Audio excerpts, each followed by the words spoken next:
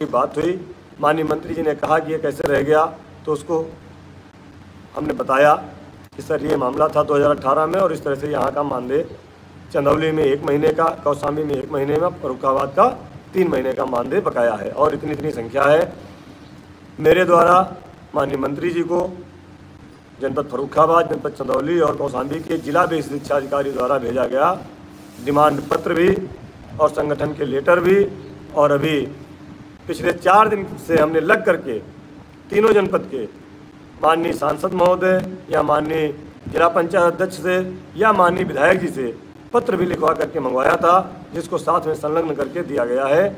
मैं धन्यवाद दूंगा जनपद फर्रुखाबाद के जिला अध्यक्ष भाई ऋषिपाल सिंह जी को, जनपद फर्रुखाबाद के वकील साहब भी हैं और शिक्षा में साथी भी हैं भाई रमेश चंद यादव जी को, जिन लोगों ने हमें वो कागज़ मुहैया कराएं और हम लोगों उसको अपना फाइल पुटअप कर सके।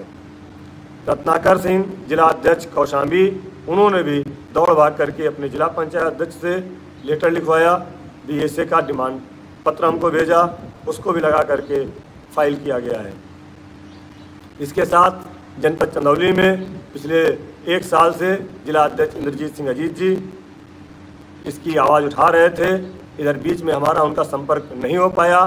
इस कारण से मंडल अध्यक्ष वाराणसी भाई भूपेंद्र सिंह यादव जी और महामंत्री चंदौली भाई राजेश कुमार सिंह जी, उन्होंने डिमांड लेटर बीएसए का और वहाँ के विधायक आदरणीय सुशील कुमार सिंह जी का पत्र हमें उपलब्ध कराया।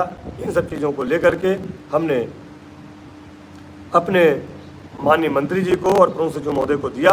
उन्होंने इस पर गंभीरता से विचार करके मानदेय दिलाने की बात कही।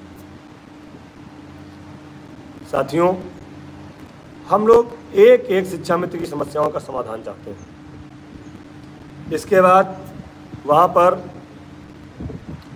जितने भी प्रतिनिधि थे सबने अपनी अपनी बात रखी। बहुत सारे लोग वहाँ पर अश्रुपूर्ण रूप से अपनी समस्याओं को रखा, जिस पर माननीय मंत्री जी गंभीर भी दिखे। बहुत सारे लोगों ने अपनी आर्थिक व्यवस्था को भी वहाँ पर रखा, जिससे वहाँ मौजूद हमारे सम्मानित अधिकारीगण और माननीय मंत्री जी ने भी उस बात को महसूस किया। और एक आध लोगों ने तो रामायण पढ़ना शुरू कर दिया था, लेकिन फिर भी चलो ठीक है। हमारे एक साथी ने वहाँ पर एक बड़ा मुद्दा है।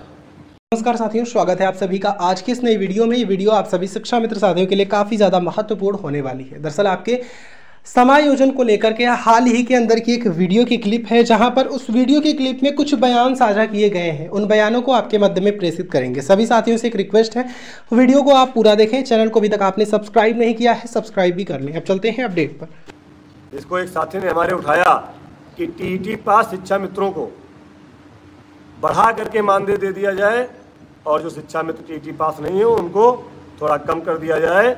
इस पर मैं आप सबको बताना चाहता हूँ स्पष्ट रूप से, जो मैं अब तक कहता आ रहा था, मैं आपसे बताता चला आ रहा था।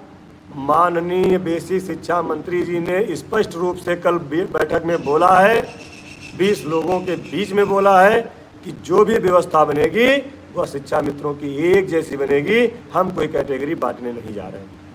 स्पष्ट रूप से माननीय मंत्री जी ने कल बोला है, जो भी व्यवस्था होगी वह सबके लिए एक समान होगी। ये आप लोग समझ लीजिए। आपके बीच में अगर कोई आपको कैटेगरी बना करके कुछ गलत सूचना दे रहा है, आपसे कोई उगाही कर रहा है, आपको कोई बरगलाने का काम कर रहा है, आपको कोई भ्रम में रख रहा है, तो आप उससे निकल जाइए। सरकार कोई भी कैटेगरी बांटने नहीं जा रही है। मैं भी टेट पास हूँ, मैं भी सीटेट पास हूँ, प्राइमरी जूनियर 2 पास हूँ, 2 3 बार पास हूँ। लेकिन सरकार की जब हमने व्यवस्था देखी तो मैंने पहले ही समझ करके उसको महसूस किया था कि सरकार अब कोई कैटेगरी बांटने वाली नहीं है। जब कोई भर्ती आएगी कि नहीं आएगी, तब वो हमारी मार्कशीट काम आएगी। नहीं तो आज की डेट में हम सरकार की नज़र में बीटीसी तक ही प्रशिक्षित हैं और टीटी हमारी पात्रता परीक्षा हम पास हैं, ठीक है, लेकिन अभी उस पर कोई सरकार विचार नहीं कर रही है, या स्पष्ट है। सभी साथी मैं बार बार कहता हूं कि इस सूचना को एक एक शिक्षा मित्र साथी तक पहुंचाने का काम आप लोग करें। इस खबर को शेयर करें, चैनल को लाइक कमेंट करें और सब्सक्राइब करें, क्योंकि कुछ लोग नहीं चाहते हैं कि सरकार आपका भला करे। मैं आपके बीच में चैलेंज कर रहा हूं। हमारे बीच के कुछ लोग चाहते हैं कि इस सरकार में कोई आपका भला ना हो, हमारे बीच के। मुझे दुख होता है ऐसे लोगों पर, मुझे कष्ट होता है उनकी सोच पर। राजनीतिक पार्टी के व्यक्ति नहीं हैं, आप शिक्षा मित्रों के नेता हैं, आप शिक्षा मित्रों के प्रतिनिधि हैं। आपको वो काम करना पड़ेगा जहां शिक्षा मित्रों का भला होगा। आपको उस सरकार के सामने झुकना पड़ेगा जहां शिक्षा मित्रों के भला होने के लिए आपको आगे जाना है। लेकिन जब आपको सरकार के पास जाना ही नहीं,